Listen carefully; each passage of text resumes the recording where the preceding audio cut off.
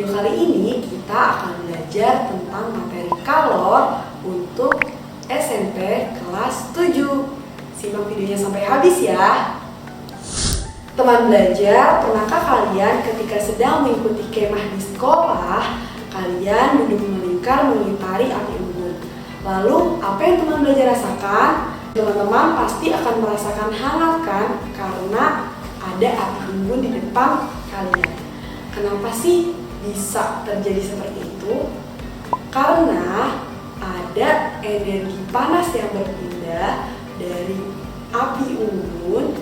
Api unggun ini suhunya berarti tinggi ya. Nah, pindah kemana energi panasnya? Pindah ke tubuh kalian yang suhunya lebih rendah dibanding api unggun. Jadi ada energi panas yang berpindah, makanya tubuh kalian bisa merasakan hangat.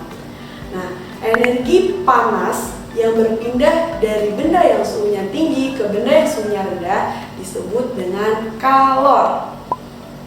Kalor lambangnya adalah Ki, satuannya adalah Joule untuk satuan SI-nya, atau bisa juga menggunakan kalori. 1 kalori setara dengan 4,2 Joule dan 1 Joule setara dengan 0,24 kalori. Nah, ketika kalor ditambahkan ke benda, maka ada 2 kemungkinan yang terjadi.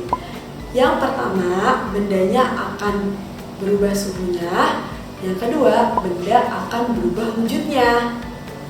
Oke, yang pertama, kalor itu bisa mengubah suhu benda. Nah, faktor yang mempengaruhi kalor bisa mempengaruhi suhu benda, yang pertama adalah massa benda. Yang kedua adalah kalor jenis benda. Jadi setiap benda itu mempunyai kalor jenis yang berbeda-beda. Nah, yang ketiga adalah perubahan suhunya. Nah, untuk mencari banyaknya kalor yang membuat benda jadi berubah suhu, itu menggunakan rumus Q sama dengan M dikalikan C dikalikan dengan delta T, di mana M-nya adalah massa, C-nya adalah kalor jenis, dan delta T-nya adalah perubahan suhu. Nah, ingat ya, untuk delta T atau perubahan suhu, cara mencarinya adalah suhu akhir dikurang dengan suhu awal, atau T2 dikurang dengan T1. Oke, yang kedua, kalor dapat mengubah wujud benda. Nah, berikut ada grafik perubahan wujud benda. Ada yang menyerap kalor dan ada yang melepas kalor.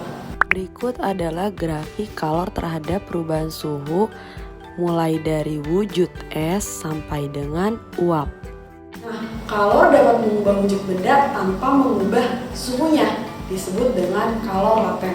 Kalor laten dibagi menjadi 2, yaitu ada kalor lebur, rumusnya M dikalikan dengan L. M-nya adalah massa, L-nya adalah kalor lebur. Yang kedua ada kalor uap, rumusnya adalah M dikalikan dengan U. M-nya massa, U-nya adalah kalor uap. Contoh latihan soal.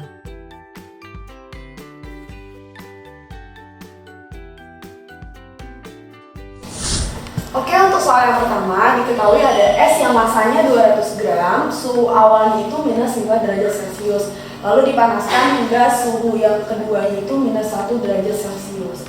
Nah, diketahui kalau jenis esnya 0,5 kalori per gram derajat Celcius, yang ditanya berapa sih kalori yang dibutuhkan dalam proses ini. Dalam proses esnya itu dari suhu minus 5 sampai ke minus 1. Oke, untuk mencari banyaknya kalori yang dibutuhkan, kita menggunakan rumus Q sama dengan M kali C kali delta T. Oke, M-nya di sini massa, massanya 200 dikalikan dengan C. C ini kalor jenis ya. Nah, karena ini bentuknya masih S, berarti kita pakai kalor jenis S, yaitu 0,5 kali delta T. Delta T itu suhu akhir dikurang suhu awal, berarti minus 1 dikurang minus 5. Oke, 200 dikalikan 0,5 itu 100 kali min 1. Nah, ini min kali min jadi plus, berarti min 1 plus 5 itu 4. Maka hasilnya 400 kalori.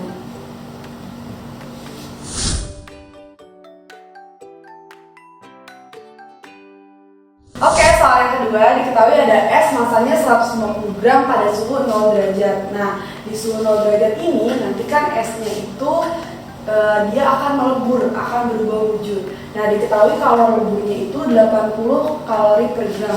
Yang ditanya berapa sih kalori yang dibutuhkan untuk meleburkan seluruh es? Oke, maka mencari kalorinya menggunakan rumus M dikalikan dengan L. Karena kita mencari kalori untuk meleburkan es ya, jadi rumusnya M dikalikan dengan L. M-nya masanya 150, kalori leburnya 80. Oke, 150 kali 80 hasilnya 12.000 kalori.